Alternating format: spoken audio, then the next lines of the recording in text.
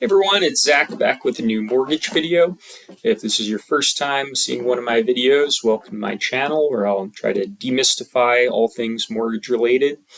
If you find this content helpful, please like and subscribe to my channel.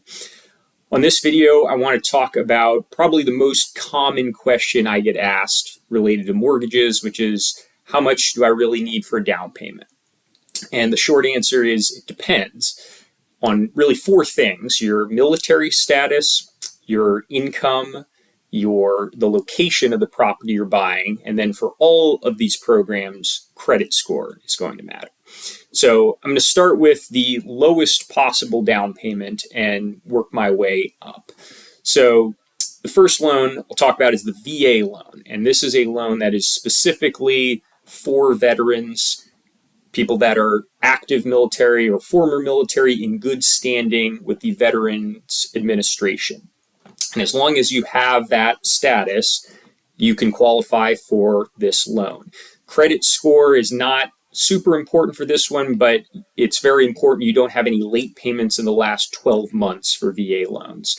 But there are not any income limits, which I'll talk about with a couple other programs where there are.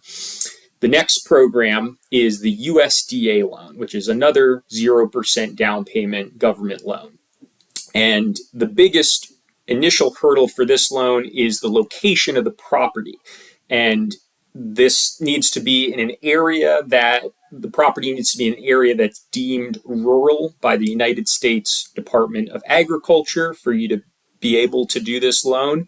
And then the next step is there is an income limit for USDA loans. So basically, if you make too much money relative to the county you're buying in, you will not qualify for that loan.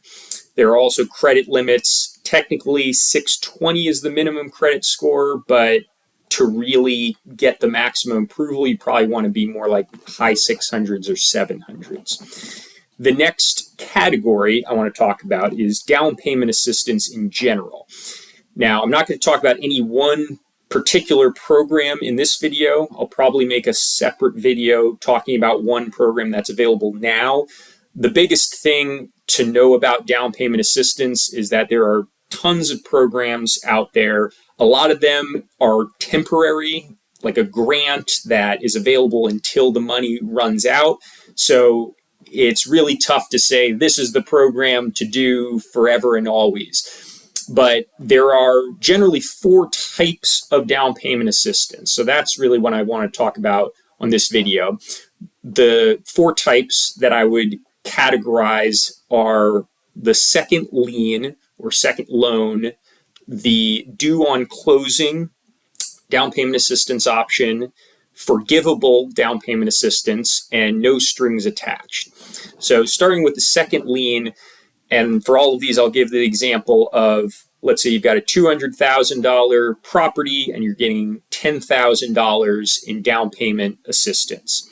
So that $10,000 can go towards your down payment and some of the closing costs for most programs. With the second lien option, that $10,000 is a second lien or second loan on the property you're buying, and you're paying a monthly payment on that loan.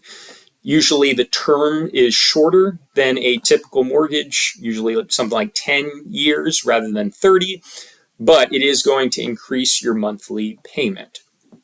The second option is the due on closing option, where same scenario, that $10,000 you're not paying on during the life of the mortgage, but once you either go to sell the house or refinance the loan, then that $10,000 is due, and that is taken out of your potential profit on the sale, and that's roped into the total loan amount if you refinance.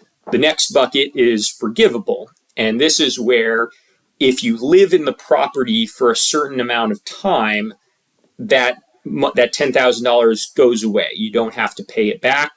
If you try to sell or refinance before the given time limit that you've been given, it's basically the same as a due on closing down payment assistance. You just got to pay it back. The last option is the no strings attached down payment assistance. And that is, in my opinion, the best option. That's where you're getting, in this example, $10,000, and you don't have to pay it back ever. There's no strings attached, as the title suggests. You can refinance in 6 months or whenever your lender allows for a refinance, and it's never due. Now, I will say, typically, the no strings attached down payment assistance options are going to allow for less down payment assistance, and a lot of these programs are very much temporary, whereas like the second lien options will usually give you more in down payment assistance and are less likely to run out of funds. But definitely, if you can go with the no strings attached or even the forgivable, that would be my recommendation. The next bucket of product is the conventional loan. If it's your first time buying a property, or if you haven't owned a home in the last 3 years, you can do a conventional loan with 3% down. And that is, there's no income restrictions on that.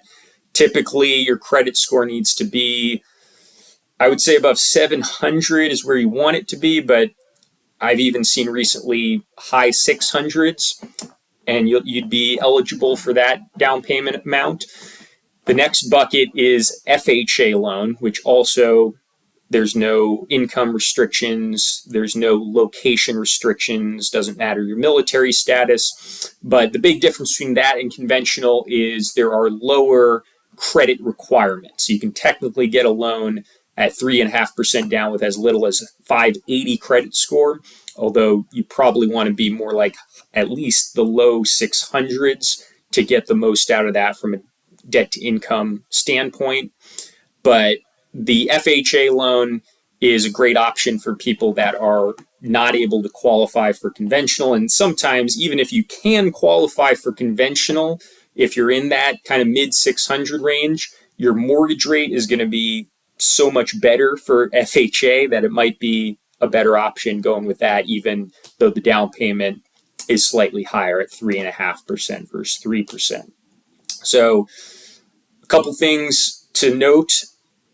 These are just down payment amounts that I'm talking about. So there are closing costs that are in addition to these numbers that I've been mentioning. However, you can usually get seller credits, and all of these programs you can get between 3 to 6% in seller credits to offset those costs. The other thing I'll just mention is, obviously, if you can put more towards a down payment, that's great, and that will help with your monthly payment. But for a lot of borrowers, they're just trying to get in with as little money upfront as possible, and that's really what I wanted to design this video for. So if you have any questions on any of those programs that I talked about, please feel free to message me on wherever you saw this, or you can call or text me at 617-620-0083. But thanks all for tuning in, and I'll see you next time.